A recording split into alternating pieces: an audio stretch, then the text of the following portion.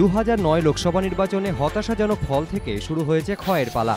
তারপর বিধানসভা নির্বাচনে বিপর্যয়, বিধানসভা উপনির্বাচনে বিশাল ব্যবধানে হার, সম্প্রতি দুটি পুরসভা হাতছাড়া।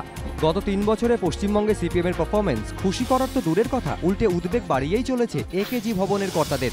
আলিমুদ্দিনও মুখে ঘুরে দাঁড়ানোর কথা বললেও বাস্তবে তার কোনো লক্ষণ দেখা যায়নি। এই প্রেক্ষাপটেই জঙ্গিপুর উপনির্বাচনে মাত্র 2500 ভোটের ব্যবধানে হারের মধ্যে আশার আলোই দেখছে সিপিএম।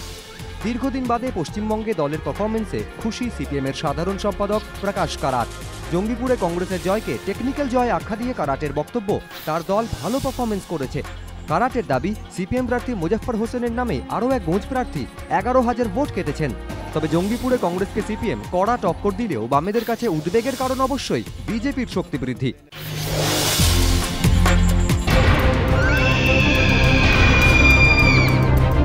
হুগলির জাঙ্গিপাড়ার বাসিন্দা এই মহিলার বৃদ্ধা মা কলকাতা মেডিকেল কলেজ হাসপাতালে ভর্তি। গত কয়েকদিন ধরে আত্মীয়দের সঙ্গে হাসপাতাল চত্বরে রয়েছেন অভিযোগকারিনী। মহিলার দাবি, শনিবার রাতে তার স্বামী এবং বাকি আত্মীয়রা বাড়ি চলে যান, শুধু রয়ে যান তার ভগ্নিপতি বিশ্বজিৎ পোড়েল। বিশ্বজিৎ ওই মহিলাকে বলেন তাকে ক্লান্ত দেখাচ্ছে, তার উচিত কোথাও গিয়ে স্নান খাওয়া সেরে নেওয়া। অভিযোগ, এরপর বিশ্বজিৎ মহিলাকে ভবানীপুরের একটি গেস্ট হাউসে নিয়ে যান, সেখানেই তিনি মহিলাকে ধর্ষণ করেন বলে অভিযোগ। ঘটনার পর পালিয়ে যান বিশ্বজিৎ।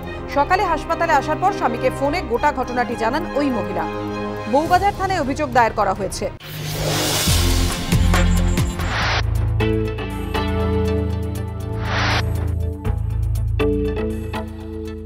দমদমের কালিন্দিতে এক ভাড়াটিয়া পরিবারকে মারধর করে বাড়ি থেকে বের করে দেওয়ার অভিযোগ উঠল শিক্ষামন্ত্রী ব্রাত্য বসুর রাজনৈতিক সচিবের সঙ্গী সাথী এবং তৃণমূলের মহিলা সমিতির লোকজনের বিরুদ্ধে।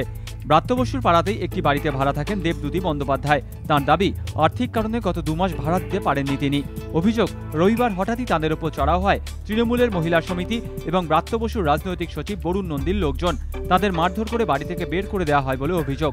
প্রতিবেশী ব্রাত্য বসুকে সব জানানোর পরেও তিনি কর্ণপাত করেননি বলে দাবি ওই মহিলার। যদিও শিক্ষামন্ত্রী রাজনৈতিক সচিব বরুণ নন্দীর পাল্টা দাবি, তার বিরুদ্ধে আনা যাবতীয় অভিযোগ মিথ্যা। সুব্রত ঘরের ছেলে, এটা বলতেই হবে। ওকে যদি আমরা কোচ করে রাখি আপাতত নিশ্চয়ই অনেকটাই কার্যকরী হবে। যাকে নিয়ে দিনভর এত জল্পনা, সেই সুব্রত ভট্টাচার্য অবশ্য রবিবার আসানসোলে ছিলেন একটি স্থানীয় ফুটবল টুর্নামেন্টের অতিথি হিসেবে। অহরহ বাগান সমর্থকদের ফোন SMS পেয়েছেন গত 48 ঘন্টায়। কোথাও আবদার, ঘরের ছেলে যেন ঘরে ফেরেন, কারো অনুরোধ, বারবার অপমানিত হয়ে যেন পুরনো ক্লাবে কোনো মতেই না ফেরেন। স্ত্রী লতা শর্ত দিয়েছেন, আবার মোহনবাগানে ফিরলে তিনি বাড়ি ছাড়বেন। আদ্যন্ত মোহনবাগানী বাবলু অবশ্য সমর্থকদের সেন্টিমেন্ট বোঝেন, কিন্তু কর্তারা যোগাযোগ না করা পর্যন্ত নিজের ইগো থেকে সরতে নারাজ। ফিরতে পারেন একমাত্র নিজস্ব শর্তেই। ঘনিষ্ঠ মহলে সুব্রতর ইঙ্গিত, দীর্ঘমেয়াদী চুক্তি হলেই একমাত্র ফেরার কথা ভাববেন।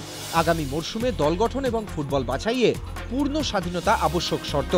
পাশাপাশি চান গোটা মরশুমের জন্য দায়িত্ব।